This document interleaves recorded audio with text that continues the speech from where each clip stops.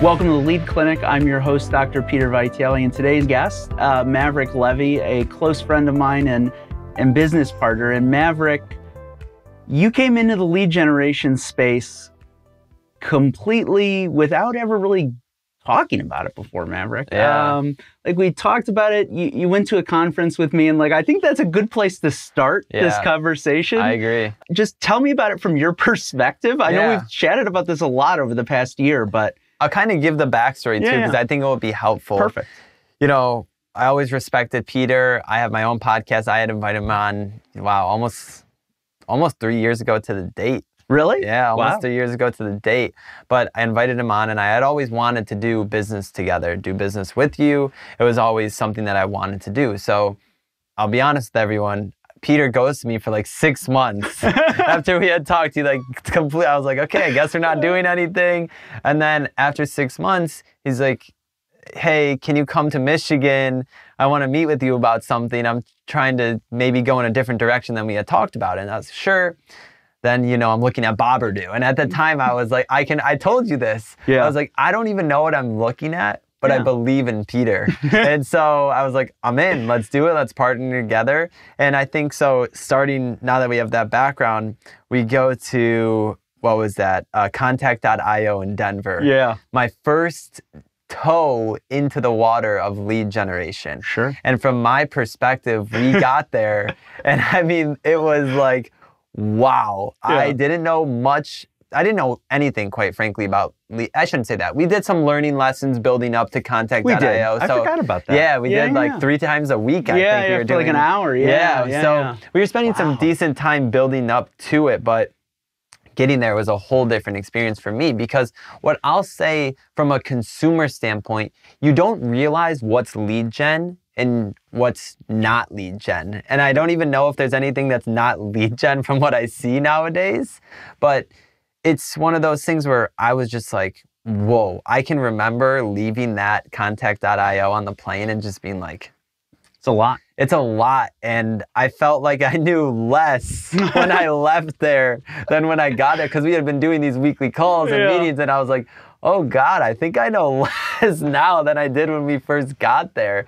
So it was something that was fascinating. But I will say my biggest takeaway ever is that everyone in the, shout out to Joey Liner, performance marketing, lead generation space, whatever you want to classify it as, it's all about working with the right people. I've never seen that in another business where it's so vital to have these outside business partners, outside vendors that you're working with to basically help run your business, right? Everyone from lead generation knows each other. They've worked with each other in the past. Maybe they've sold leads to each other. Maybe they're using their product or software. That was the biggest takeaway for me. That is really interesting. So here's why I think so. Because this is how, like, my family background, right, had a lot of, a retail business principally. And you had to like engage with your vendors, because that's who you're buying product from, right? To deliver to your customers in a retail environment. And so in a lot of businesses, that isn't exactly always the case. That's true. Here, it really is the case in our business today, especially, right, where we're buying, leads from the direct publishers, adding our value in the middle and selling them. I think that's like often like the real reason that lead gen fails for people is that they're working with the wrong partners generally, whether it's the lead aggregator they're buying from or if they're buying direct from publishers. The integrity of some of the folks out there is not great, right? And I think that even at these conferences, you see the quality shift of different vendors. And I think that's the important part. And that's why I think like in our current vertical, we're focusing on insurance agents specifically. That's the value we bring, right? We've vetted out the publishers, we're checking them, checking everything, and then delivering value to the agent at the end. It's an overwhelming experience, like just that conference, right? And we've been to many since, and that was not my first. That was actually my first with somebody else with me, which was... I can imagine. talking to strangers all day, it's great. Talking to someone and just being like, can we just sit here for 5 minutes and not talk to each other? It's not awkward, Right. And that was what I didn't have before you came to a conference with me. But it was also fun to see like your reaction because you were overwhelmed. Anyone would be going to this. A lot of insurance agents would be like, should I go to LeadsCon? Should I go to this? And I'm like, well, my honest answer is no, because you're going to leave more frustrated because it's not about going to one show isn't going to do anything. And it's not like we don't want to like be like, don't go to any of these shows. You should go to 1 or 2 or 3 or 4. Go to as many as you want, but don't expect it to be the silver bullet. Go to LeadsCon one time and see. This is like such a relationship-based business. And 100%. I think that segues into kind of our, like, the way we operate with other people, which is different than most people. Like, I don't know, like what is a 10 or 12 year age gap between us, maybe? I think I'm fairly unique for my age. I think you're extremely unique from your age because we operate in this world in which we hold relationships longer with people to get to an end result. I think you understand what I'm saying because we normally understand even if I'm not communicating it well. But why do you think you're like that? I think I'm like that. I've just always, it's a funny question. I had dinner with someone a couple weeks ago and they asked me, you're a partner in the consulting firm, the Maverick teams, and it's our core principles are connecting the dots, problem solving, branding, and marketing. But really, we focus on connecting the dots and problem solving. And connecting the dots is as simple as establishing who is real and legitimate and who is not, right? And a large portion of that is going through sometimes trial and error, sometimes spending money, or hearing from someone. This is why I love the lead generation space, is I have learned that it's like high school. I swear, it is like high school. You have these cliques of people that they move together, they talk to each other. When you go to these conferences, you can bet your money that they're all gonna be together during the nighttime. That's their crew. And so it's so important to understand the complex environment of lead generation. But going back to your original question and tying it all together, I am like that because I have found that, knock on wood, I'm a superstitious guy.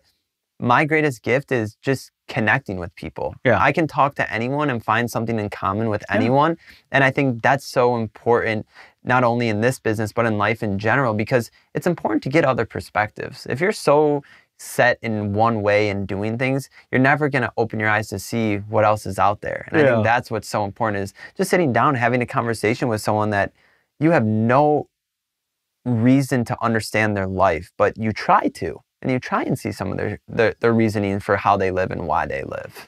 That's interesting because I think that oftentimes people don't look at things from the other side's perspective. And it's very clear to me in like a lot of conversations I engage in every day. It's like, you're asking me something. This is the dumbest thing possible because why would I do it? You haven't thought about this from my perspective. And I honestly think that's something we both do very well. That's not a skill that most people have. Like before you go it, like, look, let me analyze this from their perspective. Like, I just think it's like a decent human thing to do. Like, I don't think it's like strategic 100%. Or like, I just think that's like how that's we my had to normal. do it on our call this morning with our I was going to bring that up. Yeah, we had to do it. I had to say at the end of the call, listen, you have to put yourself in our shoes. I'm not going to go into what we were talking about, but you have to sometimes encourage the other side to do that because, like you said, I think people just don't realize because they have an end goal that they're trying to achieve. Just as we have our end goal we're trying to achieve. But I think what sets us aside from the rest is doing it collectively. At this table right now, it's Peter and Maverick, but there is a lot of other people we could bring and sit down here. And that's because we've gotten to really understand them. You talk about integrity and morals and ethics. This industry, and like Peter and I are business partners in about currently today 8 other businesses. And we understand different industries. And so with that being said, this industry is like the most chaotic. It is, complex, frustrating, exciting, exhilarating industry, in my opinion, because there's so many different moving parts. And that's why we would have a long table if we brought everyone here, is because there's so many pieces to the equation that end up being the reason why we're here. Yeah. Right? It started, I'll say it, I've said it before, it started with Peter and Peter being that one, but it has evolved into needing these other people because they have the years of experience. Yeah. They understand what our end goal is, and they understand the problem with lead generation.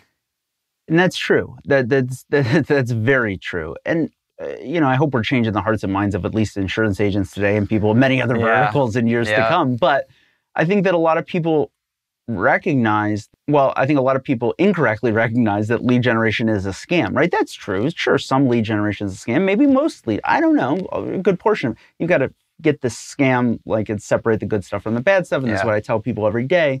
But going back to that networking component, I think that's the difference maker in some of these things. Being able to see people face to face, look them in the eye, have a meal with them, talk to them, and then understand, this is someone I want to work with or someone don't want to work with. And when something goes sideways, and something always goes sideways, right?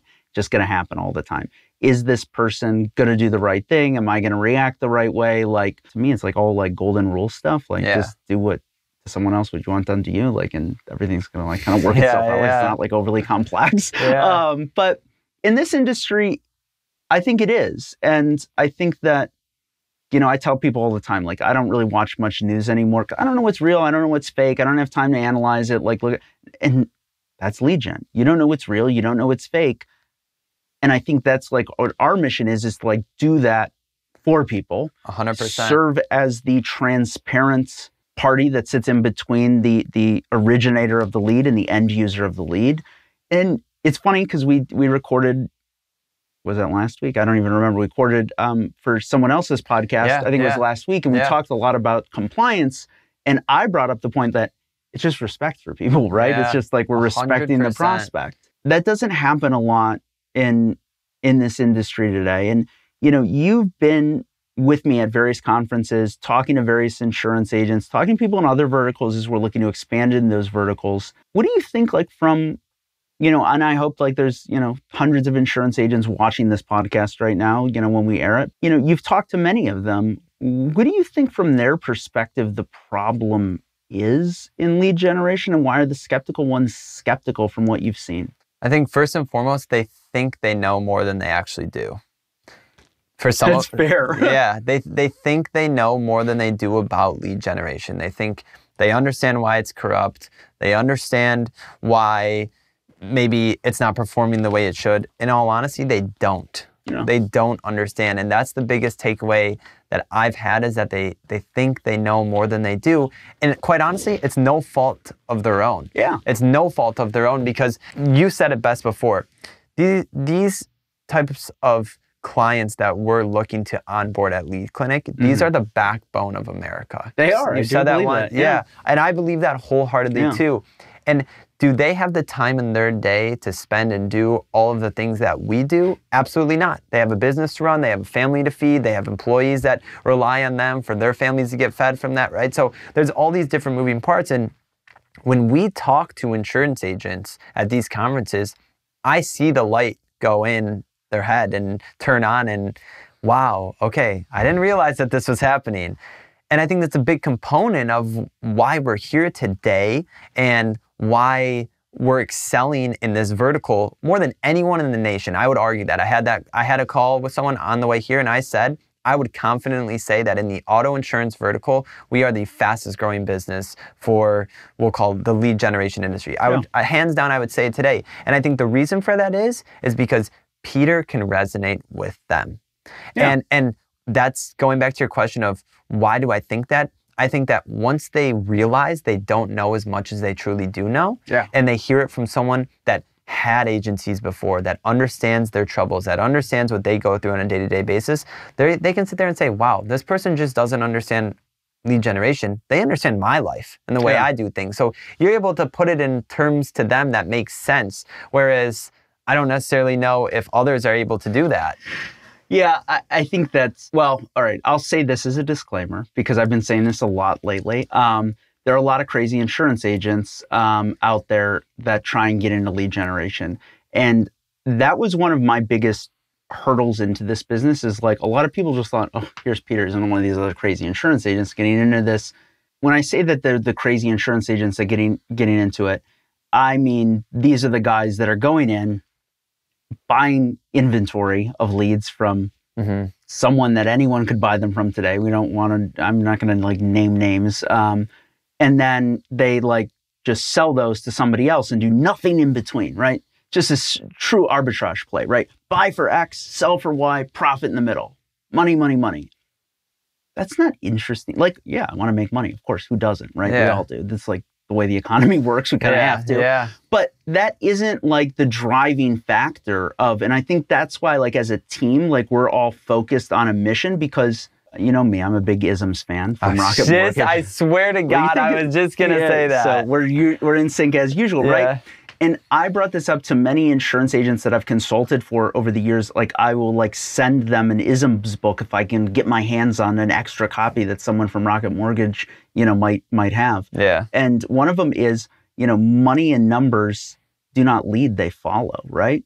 And when you're on a mission to do the right thing and to create a beautifully designed project, whatever, money comes later. Like absolutely. Like that's easy. Absolutely. But the process, you know, all of that in the middle. So I think that for me, it was like hard to get into this because it was like, I'm doing it for what I believe is an authentic and like honorable reason, not simply here just trying to like shuffle money between X and Y, because if I buy leads from this company, I buy 300 a day, I'm going to get them for $5 versus buy 10 a day, I get them for 16. And now the only thing they're doing is they're just screwing the smaller buyer at the end of the day. They're just screwing them less than the big company was going to. Who the hell cares? That's not, it's not honorable. That's just, you're doing the same thing they are. You're just taking it for a little less. So I think that that's a big part of what they don't know. So trying to remember, how do we get to here? Right? What they don't know is tremendous because I still learn stuff every day. Like, this is the craziest place in the world. And I joke about people. I'm like, really, for the first year I got into lead generation, I would tell people, I wake up in the morning and when I go to bed at night, I think about that day. I'm like, I know less than I did when I woke up because I learned a little bit more. So I felt the contact I owe. Yeah, but all this other stuff I thought was true because people told me turned out to be false because of that. And I'd have to like go back 15 steps to figure it out. Yeah. And that's the frustration that small business owners have. They're trying to outsource their marketing. Okay, that's perfect. They don't have, you know, they don't have $500 million to spend on a full marketing team in their agency every day, right? I don't care what kind of business, insurance agent, plumber, whatever. So when they really break it down, we're just trying to help these people grow their businesses. Yeah. And if we do it the right way, it works. But there's just so many bad actors. And I'm not sure why there's so many in this space. I really have no idea. I think probably because it's like really unregulated and people are probably going to hate that I'm saying that. Should be regulated more. Really should, you know, and I'm not like a big government regulation guy. Well, I think too, a second part of that, and you know, our main goal is always to help generate revenue for our clients, right? Yeah. That's our main goal. Our second goal, and will always be our second goal, is the consumer aspect of things. Yeah, it's gotta be. It has to be because nowadays, listen, you talked about our age difference, right? For everyone out there, I'm 24 years old. I'll be 25 this year. But you have people my age that are unwilling to answer, my girlfriend, unwilling to answer any call she doesn't know the number of. If that number is not saved in her contact, she's not answering it. Do I think that prior 3-5 years ago, I think that people would have answered, maybe even longer than that, right? Yeah. I think with COVID, everyone's conception of time is backwards. Skewed, but there was a point in time where if you didn't know the number, you were answering it. Of course. I still do. I still answer all the numbers. It's one of those things where you think about, how do we make the consumer experience the best experience possible? Yeah. And I think that is one of those things where we talk about transparency, we talk about being open and being direct. This is as direct and transparent as it gets, in my opinion. Focusing on the consumer experience and lead generation is single-handedly the most important thing, in my opinion, for conversions. I believe that wholeheartedly, because I believe if you give the consumer the experience that they want, where they're not pissed off or there's not 5 people calling their phone about the same thing, and you really hone in online to what that experience looks like, right?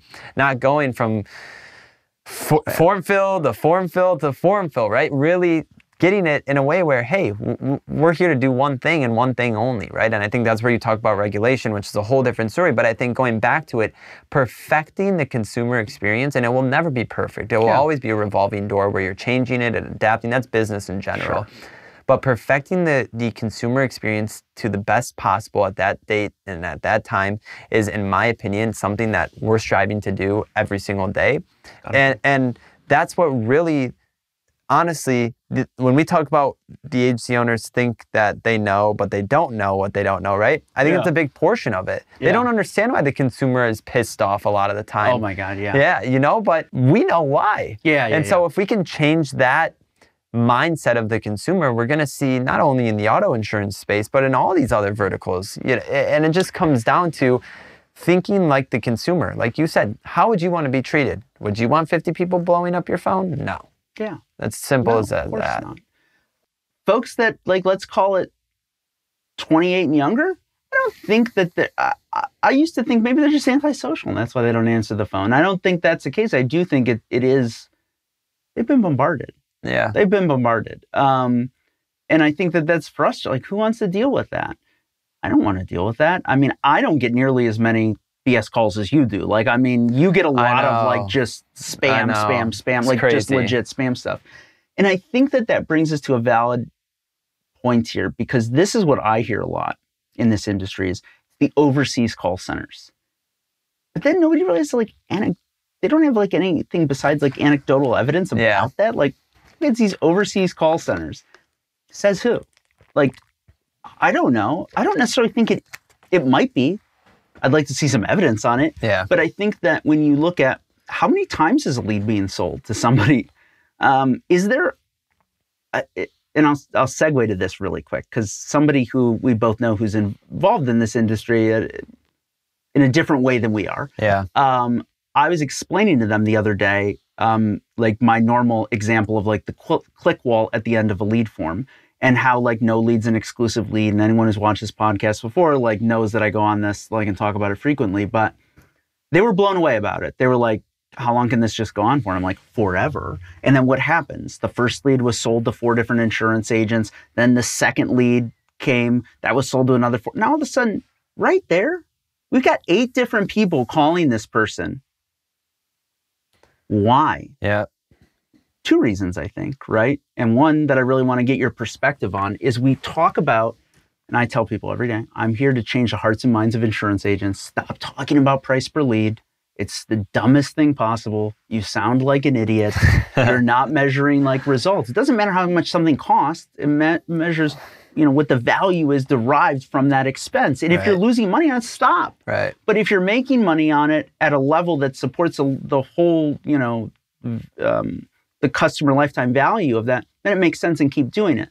So why do you think that they focus on this cost per lead and not like measure the results? Is it they don't measure it and they don't know? Is it just ignorance? What do you think? Yeah, obviously it's a great question. It's one we've talked about. And quite honestly, it's one of those things where it's like the more we learn, the more I'm like, wow, I thought I had it and maybe I don't. Yeah. But I think the biggest thing I see is that they're worried about the cost because they think if they buy more, they're going to be more successful. When that's not really the case in today's climate. You want to buy quality, right? It's like you talked about the golden rule you learn in whatever preschool, kindergarten, but it's the same ideology that I have with friends. I'd rather have 5, 6 close friends in my life than 100 people that are just irrelevant. And like I said, it's not their fault because it's the industry at whole that's got them thinking like that. And the ones that don't think like that, those are the lead clinic clients, right? And we hope to change the minds of the other insurance agency owners out there. But they think if I buy 200 leads a day for X amount, that's way better than getting 100 leads, 80 leads. But hold on a second. This is where I'll segue this conversation to. Hold on a second. Let's look at the disposition data, right? Let's look at really what is happening with these 200 versus this 80. Yeah. Are you really performing better by getting crappy quality? Or are you performing better getting less quality that maybe it evens out to the price point, right? It's a number of different factors, but I segue into the disposition data because I think that's where we potentially see this issue of buying more because they're not looking at it, right? They're focused on the cost. They're not focused on the quality or the disposition data to give back to perfect what's coming in. Yeah. It's in their mind, it's the one thing they can control. So I thought about this a lot over the last 2 days and I was like, why is this happening? Why is this happening? Like it's, and I'm just thinking like one night, like, like at what point did like everyone in the insurance industry think that like shit went sideways and, we're got to control lead costs, And I think that, right, we started in this neutral position, okay? And then what happens is we focus on more volume, and the quality starts to shift this way. And I truly believe that we are swinging the pendulum back this way now to the neutral position, but I want to swing it all the way the other way, where we're going low quality, high cost. Do we make more money that way? No, right? I want like everyone to understand our business model very clearly, right? That doesn't make us more money at all, right? This is very easy. We operate like a grocery store to an extent, right? We buy a product, we sell a product, we make money in the middle, we charge a margin which covers our technology costs and our human costs and the other costs that are associated with our business. Part of that margin goes to a profit, which we have to make, right? Everyone, this is the way the world works. This is the way the capitalist economy works, right? And that's it. Yeah. Just paying more doesn't make us any more. We're going to make the same margin. Yeah. We want to make the same margin selling fewer leads at a higher cost. So the same amount of money we're making, like, because this is like everyone immediately will jump in their head. Oh, okay, he's just saying this because he wants to make more money. No.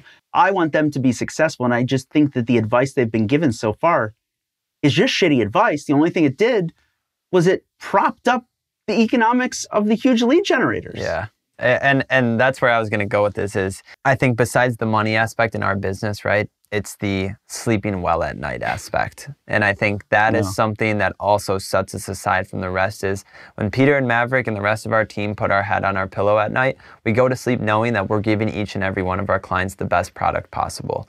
And for those mega lead generation companies that are selling quite frankly, quite directly garbage, they're okay with putting up with the headaches that the agency owners are calling and complaining about the quality and the lack of quality, right?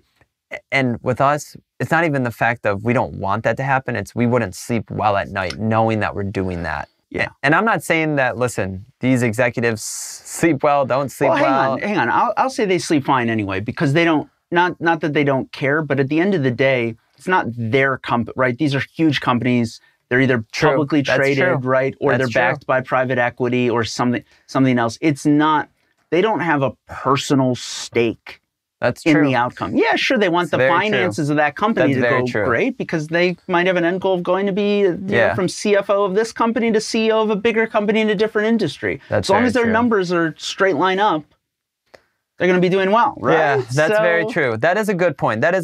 I just think that from the instance and sort of where I was going is let's talk about the salespeople at those organizations, right? They're account managers, whatever you want to classify them as. Those people understand that with that job comes the bitching, the moaning, and the complaining. Yep. And the reason of that is the quality, in my opinion, is the quality, and I guess let's give some people the benefit of the doubt here. The lack of knowledge also mixed with quality, I think causes for headaches, and I don't want to call them problem clients, but people that just need the education.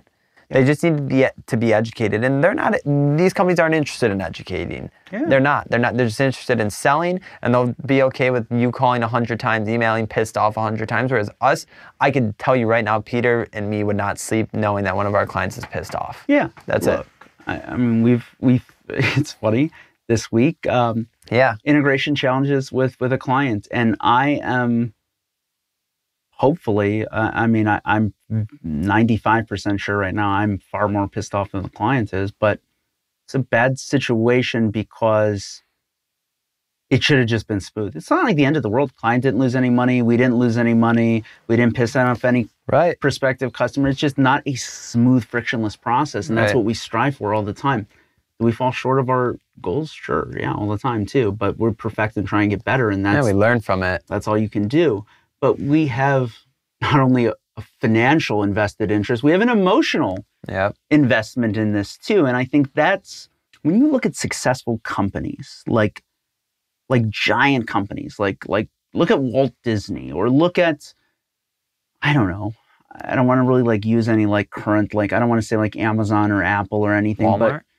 But look at Walmart. Okay, sure. Look at these companies. They start as a person, with an entrepreneurial background, trying to do the right things and do it the right way, and that's how they grow. Yeah. Then oftentimes they sell to they go public and everything turns to shit, right? Or they get bought out by public equity and then everything turns to shit. But in the middle, like in that entry period, like that's the good part. Yeah. That's the good part. And I think that's will for always be the good part with us, because as I told you like a million times, like I'm looking to do this for like the right reasons, and I want to do this to stay in this business for a long time. And, you know, it's not like we're looking for a quick payday or, you know, like build it and then oh my God.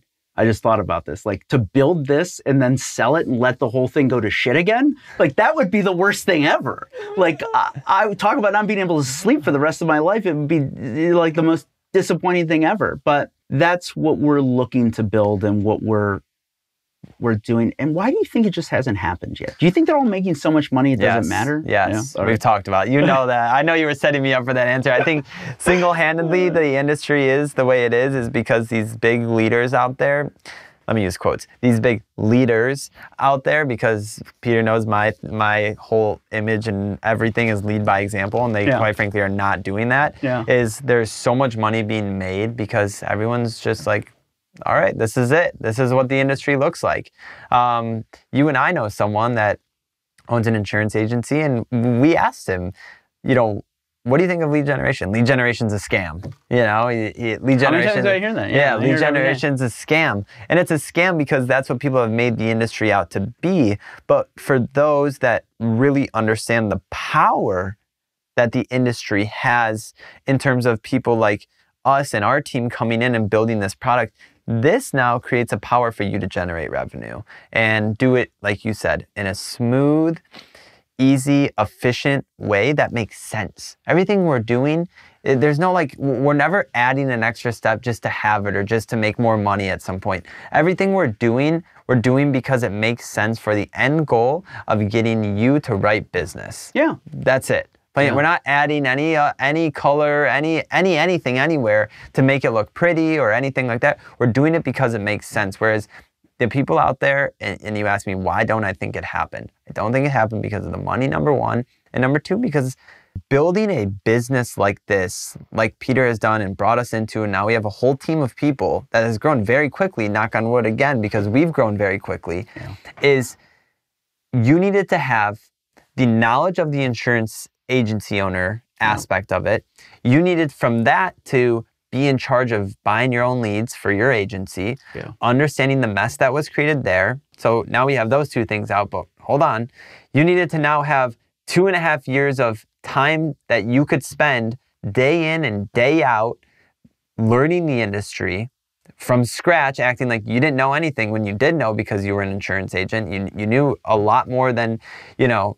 I knew it didn't work, that's for sure. And you knew more than I did, that's for sure. You had that, and then let's talk about the money aspect. We have not brought on any investors, anything, no one. It's all self-funded. Yeah. And I think that is what sets us aside again from the rest, is we have no one to answer to.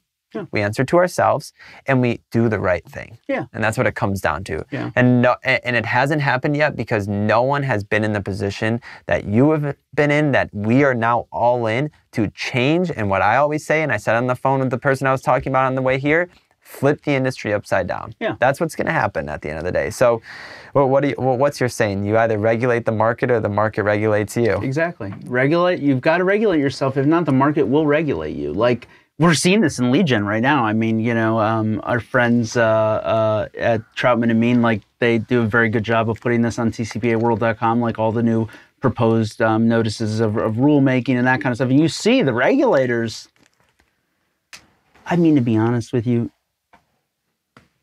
don't want to really like publicly shame the regulators, but I will because I really don't care. Shame on the regulators. They should have come in 10 years ago. Where the hell have they been? Yeah. And I want everyone to know that is from Peter and I, business partners, but we're also very close friends, as you heard. For Peter to want regulation in something is like laughable, right? It is. Because it's like you're anti-regulation, you want open, free markets. Yeah. But in this, the person that's getting screwed is the consumer. Yeah. And it's I'll say, you swore, I'll swear, it's fucking up everything else. Yeah, it is. It's fucking up everything else.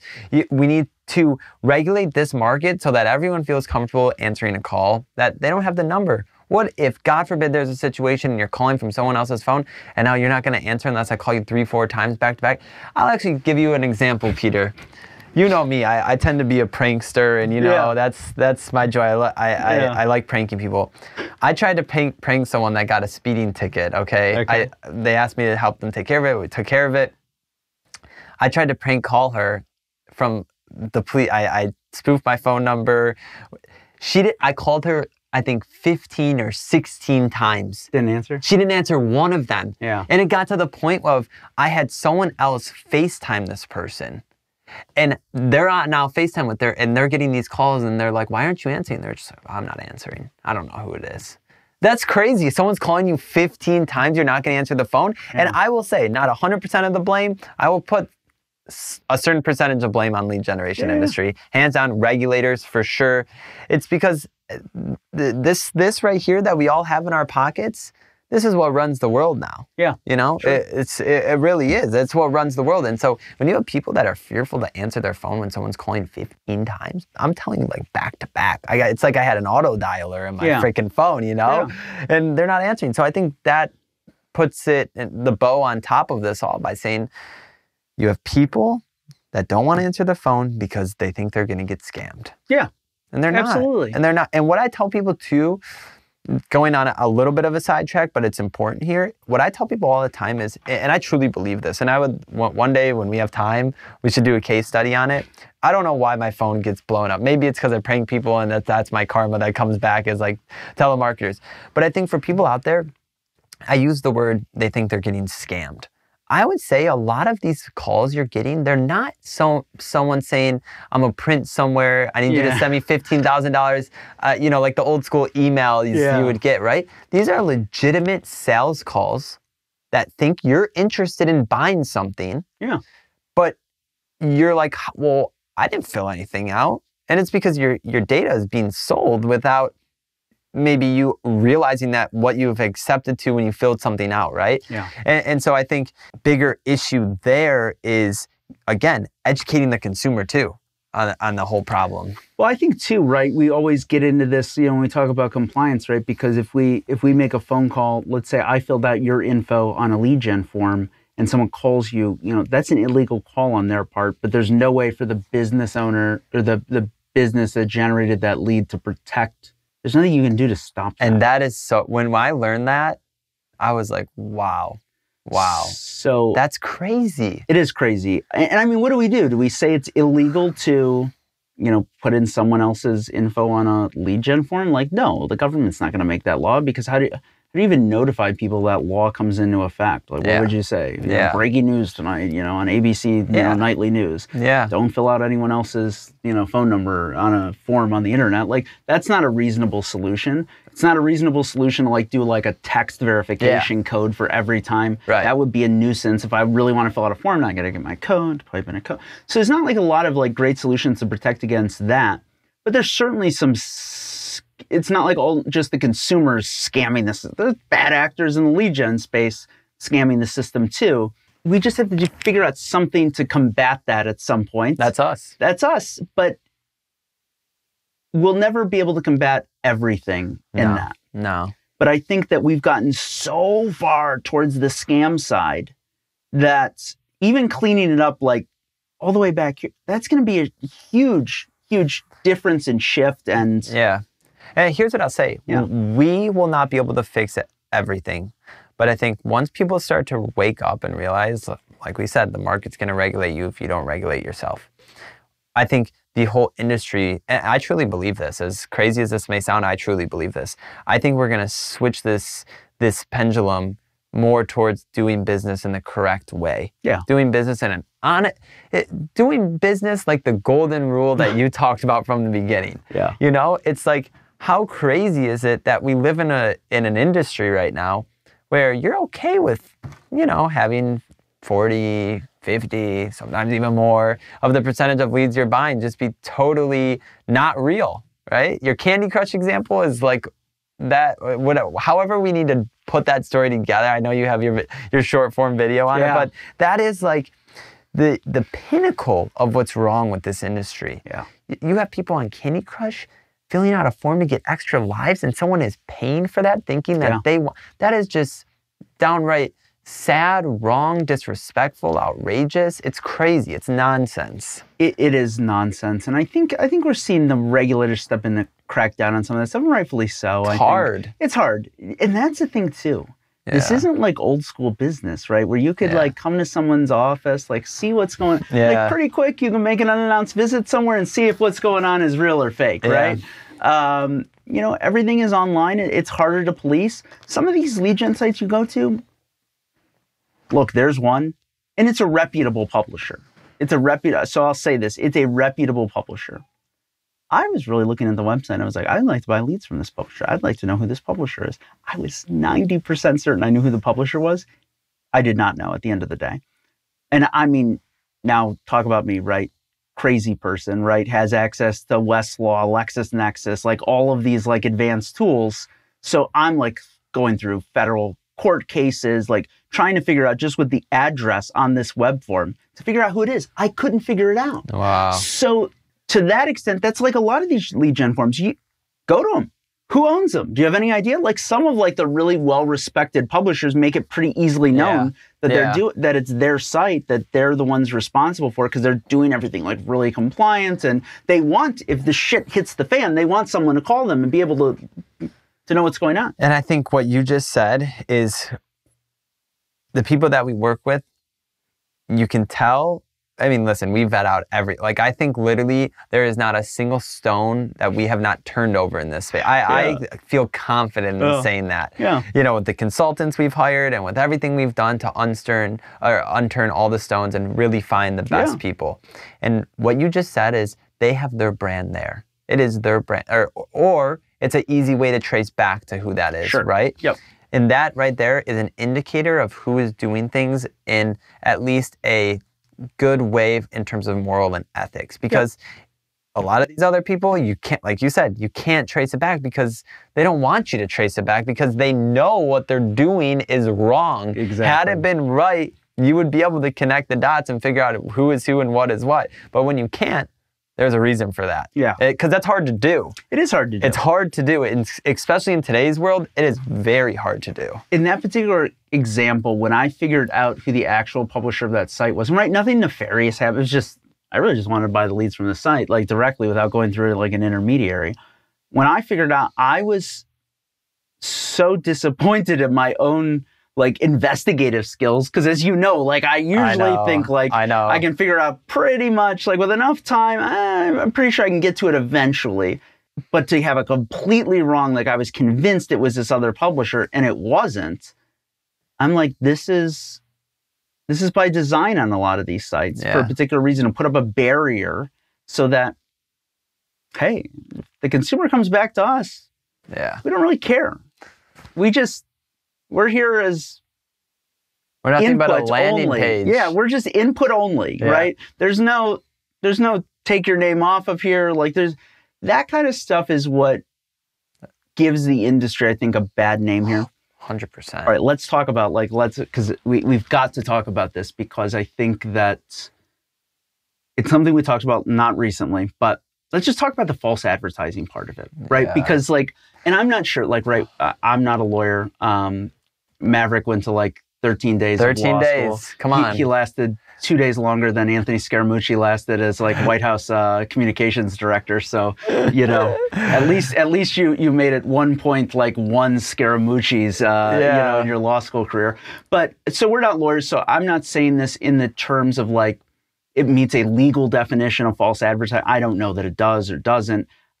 So we're talking, let's preface this by saying we're talking common sense, because I think even some of the reputable publishers that we love and do business, I think that they're probably not crossing a line, but sometimes they get pretty damn close to it. They're standing right next to it. Yeah. Their toe might be touching it. Yeah. And I love some of them. Yeah. You love some of them. We love some of them.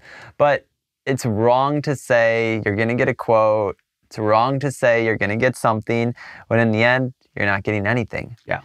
Because hang on, let me play devil's advocate. So let's just lay out this situation, right? I'm on a website filling out my personal information, and there's a button that says get quote.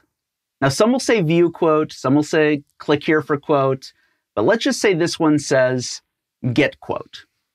I think that at devil's advocate here, they would say, Maverick, when they click that button, we're going to sell that data to an insurance agent who's going to call them, and that's how they're going to get the quote. So do you still think that's, and I don't have a position on this because really I haven't even thought about it till now. Like I'm just completely coming up with this scenario.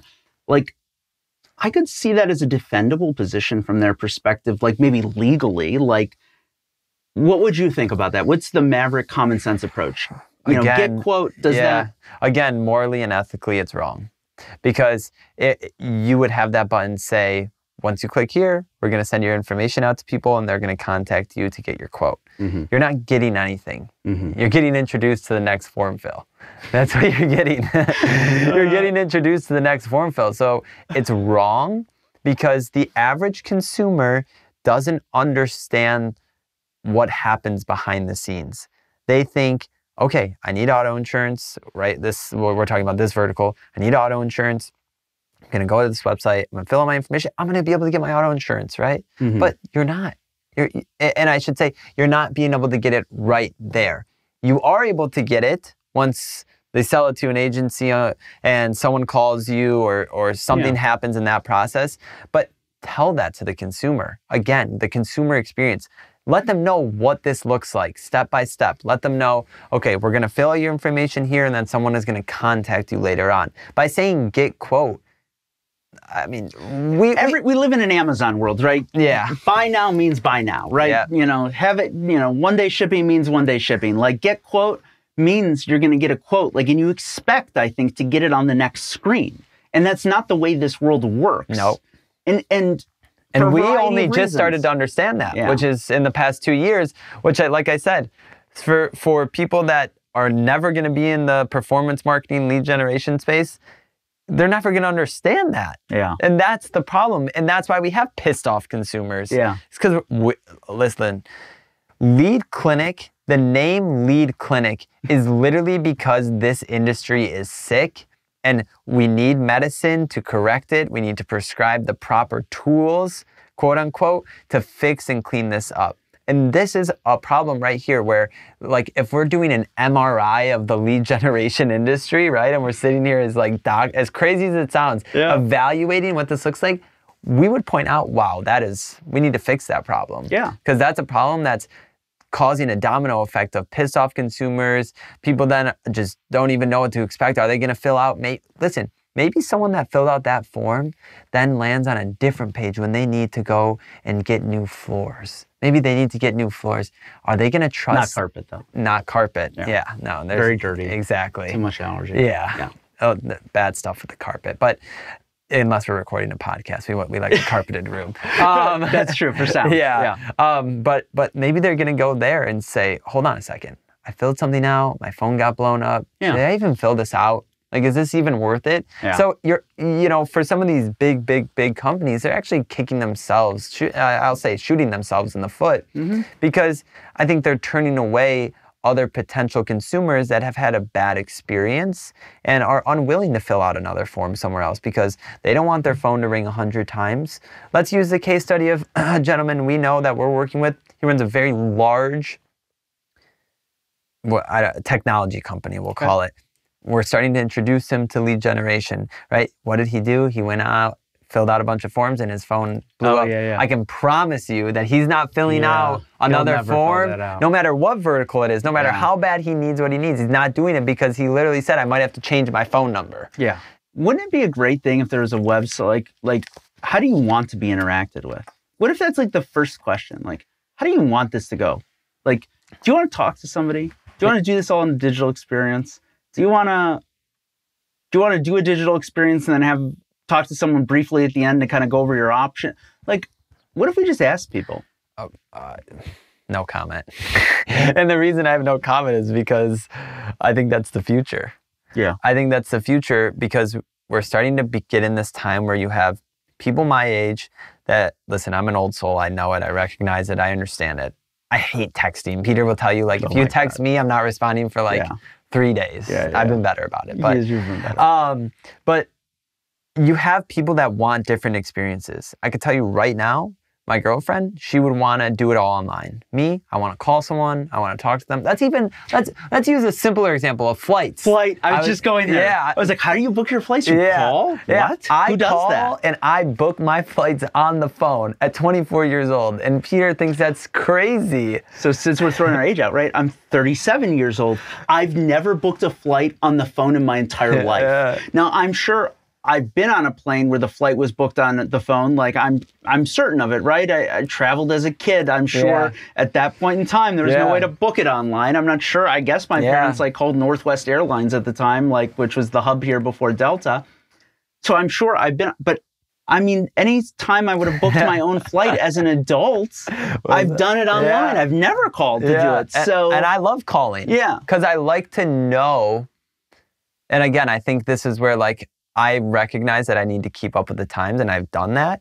But I recognize that now I can trust the computer. I can trust the system to get it done. As crazy as that sounds, you know, I listen, I know I'm an old soul. I get it. I understand it. But I like to hear the human tell me, and maybe this is part of it too. I like to hear the human tell me, okay, I've done this. It's all set. I'm going to send you an email letting you know that this is all done. And if something is fucked up, it's not on me. It's on them. It's on them. Okay. Right? So you're just deflecting the blame. Maybe that's part of it. You know, when we get to the airport and there's no flight for us, listen, that's not my fault. But no, in all seriousness, it's letting the consumer dictate what kind of experience they want to have. Why would we not do that? Why is that not the future? Let me ask you that question. Well, I think that the traditional response in this industry would be, well, Maverick, you wanted to book a flight, you called the airline. Like, if they wanted a quote, they would have called Progressive, Allstate, State Farm. They would have initiated the call.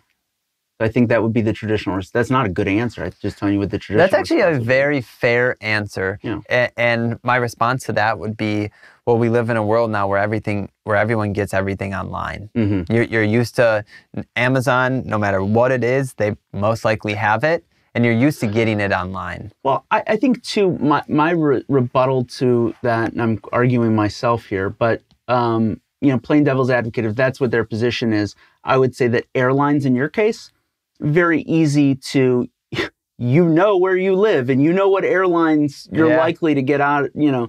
Now, in insurance, when the government's saying to drive on the drive on the road, which is effectively, it's effectively saying to participate in society, right? You have to have auto insurance. And, you know, whatever, like, I would estimate, like, what, probably 85, 90% of houses in America, at least primary residents, have a secured interest on it, like a mortgage, where they're contractually obligated to have home insurance. So to participate in society, really, you need a house and a car, or have access to a house and a car, really. And you have to buy insurance. And there are many different insurance companies, which is great. We want competition, especially on a product that the government is going to tell you have to have. We want a lot of competition. We want a well-regulated marketplace when we're forcing you to buy something, no doubt. So I would say there's not a place to shop for every, you know, you could call Delta. You know Delta flies where you live. Right. You know it's likely to get you to, so you have a place to start. In that's auto a great insurance, point. You don't know where to start. Yeah, that's a great point. And again, that's, like I said, the reason that I think we mesh so well is I always think of it from the consumer aspect, because I view myself as a consumer, whereas you view yourself as the agent, the insurance guy, right? And I think what you just talked about is you don't know the different kind of places or what kind of bundle they can do or how they can save them. Like, I'm not even thinking about that. I'm just thinking, I know I need this. how am I going to get it? Yeah. Right? That's the difference there, is the difference in thinking. And I think that's where a lot of these big companies just don't take the time to understand. They spend money at literally everywhere else besides understanding the true markets that they're trying to go into. And yeah, they're successful. No one's knocking that success. But what I'm saying is that's going to change because we understand it. Yeah. And that, quite frankly, that's the only way to put it, is we understand it. We took the time to understand it from both aspects. And here we are growing, scaling, onboarding clients, and they appreciate it. They appreciate the knowledge, they appreciate the education, because they're not thinking, why is the consumer pissed off? Like, I thought they filled out a form, right? But they're not thinking, well, I didn't want to get 100 phone calls. I didn't sign up to get 100 phone calls. Well, really, you did, because you didn't read the disclaimer, right? You know, so that's part of it. I think that's a big component of it. And listen, I want to clean it up. I know you want to clean it up too. We're in the process of cleaning it up. And we've had great traction, especially I would say in the last 3 to 4 months, tremendous traction in cleaning it up, building a name for ourselves. You see it on LinkedIn, you see it on social media. We see who's looking and who's observing now. Yeah. And I see the smile on your face because it's cool to see it all come to life, right? It's cool to see everything that we've talked about, from Contact.io to where we are today. It's crazy. It is crazy. You know, it's funny because when you talked about the disclaimer, I think one thing that we both have in common, right, is attention to detail. Yeah. And we'll call out some of our favorite people here in this disclaimer. But, you know, there is a disclaimer that we saw in a presentation that our friends that run tcpaworld.com put on. Yeah. And, you know, I think it was called like the Troutman 10 or 9, and there's 10 or 11. Like, what was that? That was because I'm saying this not to like call them out on this, even though they may find it funny, but it's like a level of attention to detail. I think it was like the Troutman 9. You're like, hang on, there's 10 circles. Yeah. And I was like, something like that. Is there 10 circles? And I'm like looking, and I'm like, oh my God, you're right, there is 10. And we like brought in there like, there is 10. So like attention to detail, and I don't know if our great editing team can put in the YouTube video that I love to send about blueberries. I have to let them know I'm watching all the details all the time, that there is not one single thing I will not catch as I am over here. Look at yours. What? Look at that. Look at this. There's nothing. Look how many blueberries your muffin has and how many mine has. Yours is falling apart. I have nothing. What are you talking about? It's like everything else in this place. You don't do it yourself, it never gets done. From now on, I want you to put an equal amount of blueberries in each muffin. An equal amount of blueberries in each muffin. Do you know how long that's going to take? I don't care how long it takes. Put an equal amount in each muffin. I view you as like one of the few people that I've ever met that has like a very keen attention to detail. Like you're... And so tell us, like... It's called OCD. It's called OCD, okay. It's called OCD, yeah. But it's something where it's like, the way my brain works, again, like we talked in the beginning of the episode about sort of networking and how I've established things and done business at a young age. And it's the same thing here, like sitting at this table, which I'm looking in the camera now, you may or may not be able to see the table. I don't think you will be able to. These outlets, they're not all faced the same way. What did I just do? It's been bugging me the entire time, right? Yeah, that's funny. But it's the little things people remember. Like, I will tell you, in a situation where everything is smooth sailing and maybe there's a little hiccup, the thing that they're going to remember is the little hiccup, not that everything else was smooth sailing. Well, they expect a smooth sailing process. When you're trading money for a service, you expect it to go pretty smooth. You're impressed, like you have to impress someone. The expectation is it goes smooth. Yes. Any deviation from the expectation will be remembered, is my thought. True or no? Yes. I guess the point I'm trying to say is, and I phrase it in a poorly way, but the point I'm trying to make is the client may not even understand that that's a road, that was a little hinder, right? They may not understand that. From our side, we understand when we view our competitors in our competition, what are they doing wrong and how can we do it better? Yeah. What are they doing wrong is what everyone talks about. They don't talk about the things that they do right. And we've said things they do wrong, but they do things right. That's why they are where they are. Yeah. But people are talking about what they've done wrong, right? And that's sort of what I'm alluding to here is, Yeah. No one's sitting there talking about the lead that they got that closed and it was a great deal for them. They're talking about the one that was the pissed off consumer that hung up the phone on them or, you know, didn't answer the phone. Those are the ones they talk about. And that's the point I'm trying to make is, you know, from our clients, actually, we did get a couple emails from a client, close the lead clinic lead, close the lead clinic lead. So that's nice to see. I will say this, that's the most exciting part. Like, for me, I told someone this the other day on the phone, I'm like, I'm going to get your cost per acquisition like as low as possible because I'm like the most competitive person. Yeah. And if you like put me in a situation where I can benchmark myself against the other vendors and I know it's authentic data that you're giving me and not bullshit, I'm going to figure out how to outperform it. So I think that's one of the benefits of like giving lead vendors disposition data. And I think I've talked about this before in like a different podcast, but I'll say it here because it fits in very well here, is that as an insurance agent many years ago, like during the very start of my career, I was like, I don't trust these fuckers. Like literally, that's what's going through my head. I'm not giving them, what are they going to do? 6 months from now, try and resell that client to somebody else? Like, I don't know what they're going to do. I'm skeptical. And I think that a lot of people are skeptical of the industry. And that's why I didn't do it at the time. Yeah. I see the value in doing it now. But also no one told me at the time, like, why they wanted it. Nobody told me what they were going to do with it. It was just somebody was told to collect it and I told them to F off. Like, I'm sorry, I'm not going to do that. It's like a waste of my time.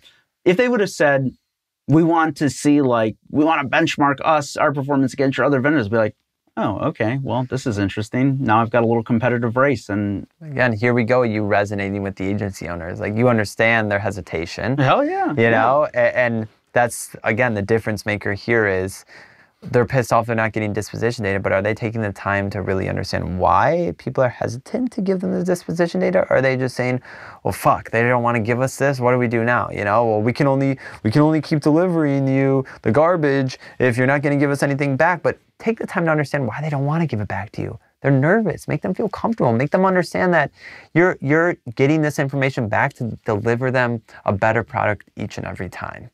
Yeah, and I think too that you know, what I would tell people is like, if I were to address my own skepticism back then, I would say like, Peter, I want to be in a business like 2 years from now. So if I do that, and then it's going to like, if you're halfway organized, you'll be able to figure like all the clients that you bound through my lead source. Like, the average retention of them is like a lot different than everything else. And that's obviously not the case.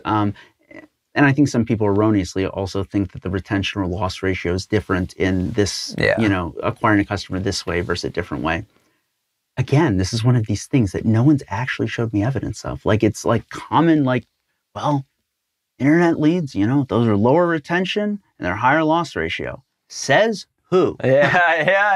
Show me some numbers. Did these guys, the people who say that... We'll get back to you on that. The people who say that, the insurance agents who say that, they don't have a clue what the loss ratio is of their current customers by segment. They don't even have the technology resources to segment out their loss ratio by channel of bind. Okay. It's like, could you imagine selling a call to someone and saying, "No, this call, this is gonna be a client for a long time." It makes no sense, you know. But it's like people say things all the time, and it's like you can say them as many times as you want. It doesn't make it true. Like, and maybe it is true. Like, maybe it is. Like, I'm not saying I've never seen evidence. And by the way, guys, I know it's like. Let me think about it. As I'm thinking about, I know it's not true. Here's how I can tell you it's not true. The largest insurance carriers in this country that make more money selling insurance directly than anyone else still buy this stuff. These are sophisticated people. These are like billions of dollars, not only on advertising budget, but billions of dollars on like operational, you know, budgets. Like, if this was not helping them hit their target goal, they wouldn't do it anymore. These are very smart and very cunning people. So it's unless... you know, and look, insurance agents out there, if you have data that shows otherwise, like, please call me because I want to break it down with you and I want to figure out why. And then we should figure out who your lead sources were and why they sucked and why we shouldn't use them anymore, and why nobody should use them anymore. But that's not the case. And I think that's what's critical. Yeah. When we really we've been going at this for a while now, and I don't know how much longer we'll keep going. We're about an hour now, but I think there's 2 more topics at least that I want to cover really quick, which is, where do we see the shift? Like, what's the real, what's the next shift in this industry in your minds? And you may just say, I don't know. And I don't know really either. I don't know.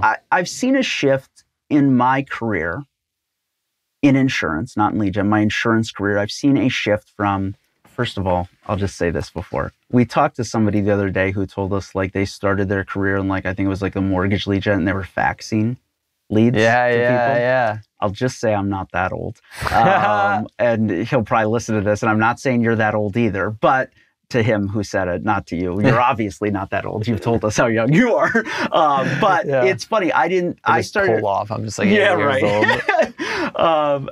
So I've seen it go from auto insurance leads, auto insurance leads, auto insurance leads. We're seeing then we saw a shift into like calls, whether they were warm transfers or inbounds.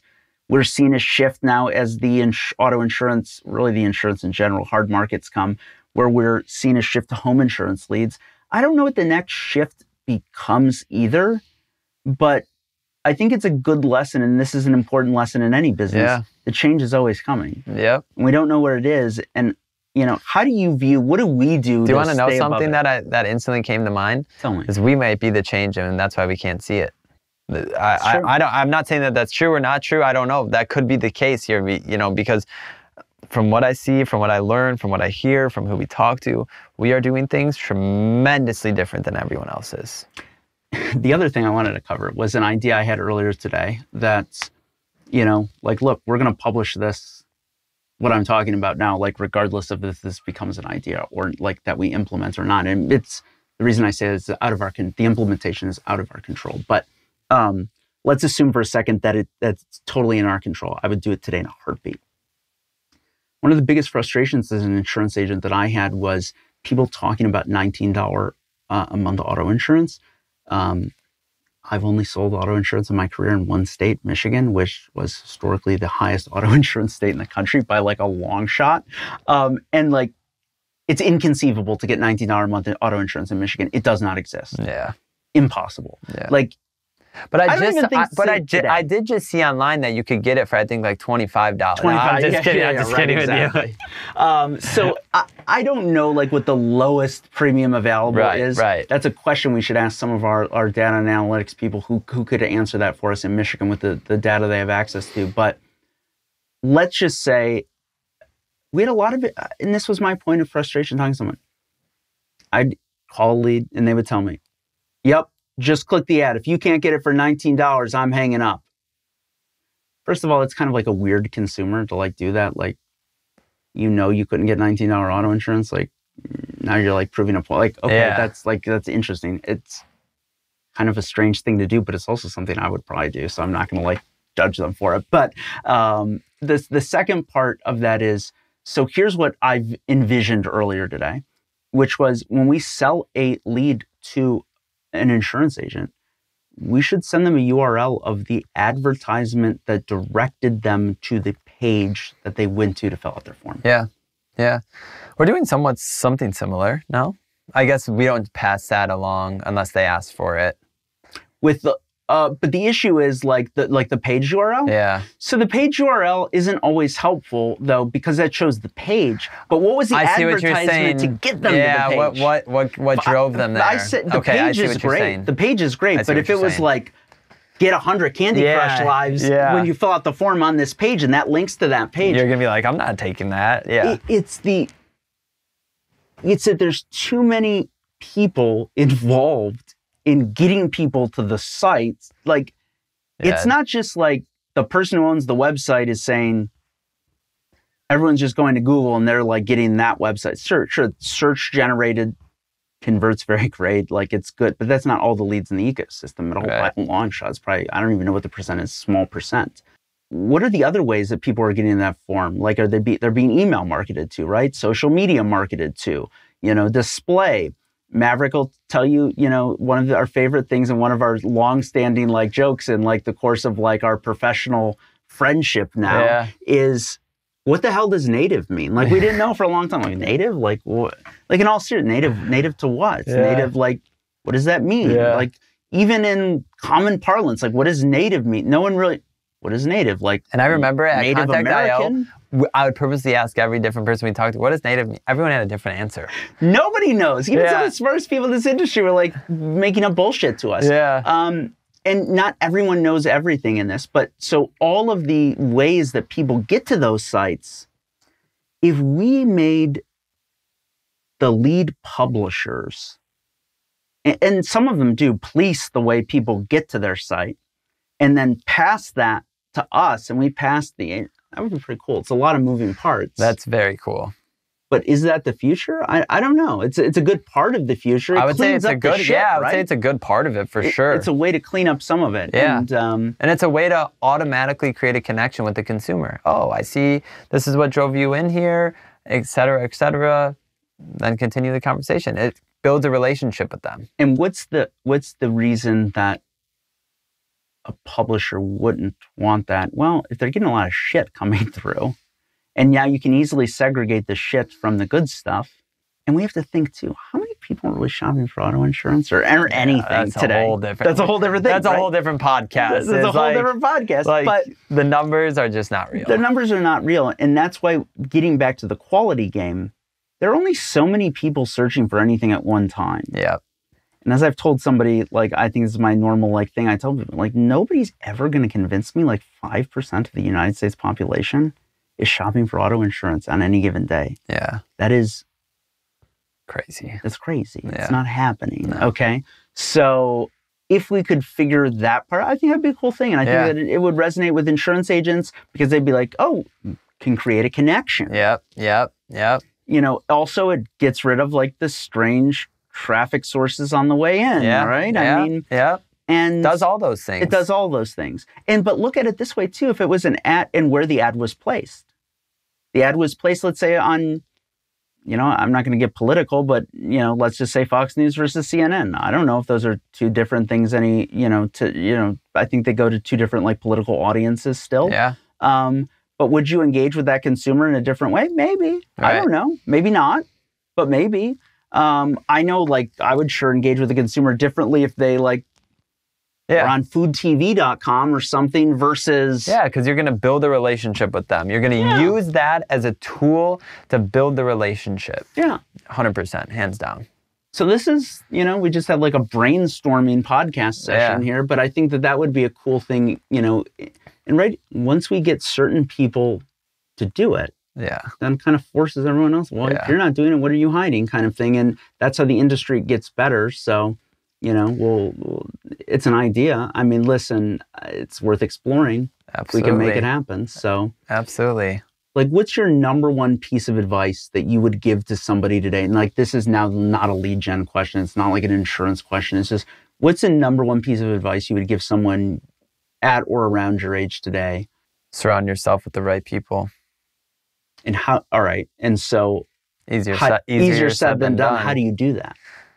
I think, or how do you start to I did a solo episode on my podcast specifically talking about this, is you need to evaluate who you're hanging out with, what their goals are. Because that old saying of, you are who you hang around with is 100% true. Yeah. That's the truth. And sometimes I said in my podcast that you can be that difference maker. Let's try and bring those people outside of the small sheltered thinking and expand their brain, see bigger picture, bigger vision of things. But you're not gonna be able to do that with people. You're gonna have to cut people off. That's just the way life goes, unfortunately. Yeah. And surrounding yourself with the right people, there's no secret formula, there's no tips, there's no nothing I can give you, because you know what you're good at. And what you're good at is gonna resonate with someone else that maybe isn't good at the same thing, but maybe they find, oh my God, wow, this guy's really, or this girl's really good at this, right? Mm-hmm. That would be my biggest piece of advice. So it's hard because I don't have a secret sauce, secret formula to say, but I would say every person knows, am I hanging with the right people or not? That's a simple, easy question to answer. It really is. It really is. Do they care about me? Do they love me? Yeah. And are they successful mentally, physically, and financially? Those are the three successes I look at. I think when you talk about success, people always instantly think of financial success. I know tons of people that are financially successful, but are not successful mentally and not successful physically. Yeah. And I really look at all three as a package, because you need to have the mental presence to what something we talk about, not react with your emotions, react with logic.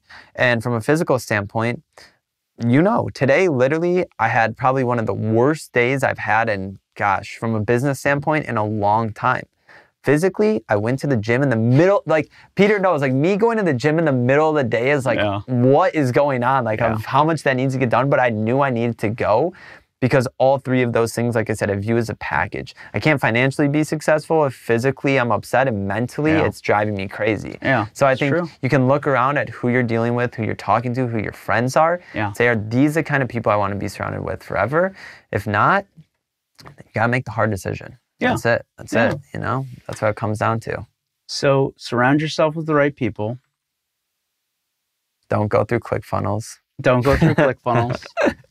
Answer your phone on unknown numbers. Like these are good points. These are good points. So, last question: where do you see yourself 3 years from now, 5 years from now? And I have no idea because I haven't really asked you this. It's funny that you say that because literally on what day is today? Wednesday.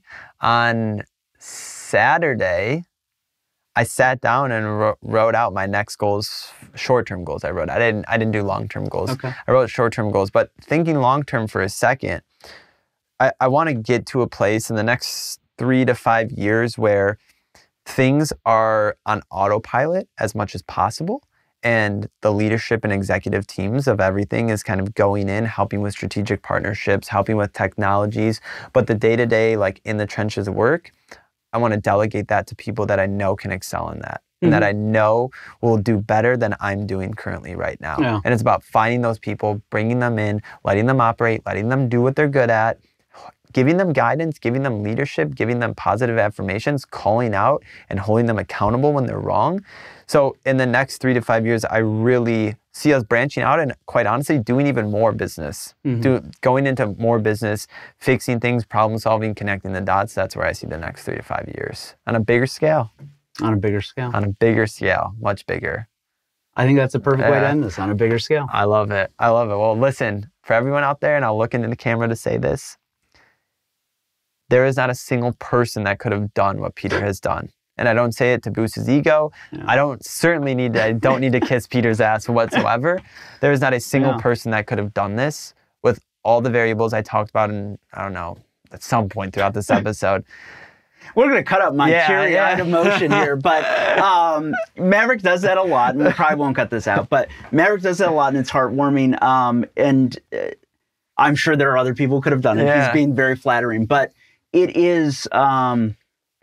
I think when you say it, it's also like, I'm like, anyone could have done this, but it's kind of sad too at the same time that like no one else is trying to do it. But I appreciate that. And, it is, I think I'll just say to that, it's partially because I didn't come into this to try and make money. I agree with that. I came into it and said, how am I getting screwed? Let me try and stop getting screwed, or at least know that I'm not getting screwed. I agree with that. 100%. That's why I went into this. And then I kind of fell in love with it. But you can't do it right back to what we talked about at the beginning. Money and numbers follow. They don't lead. So 100%. That's today's life lesson. So I love it.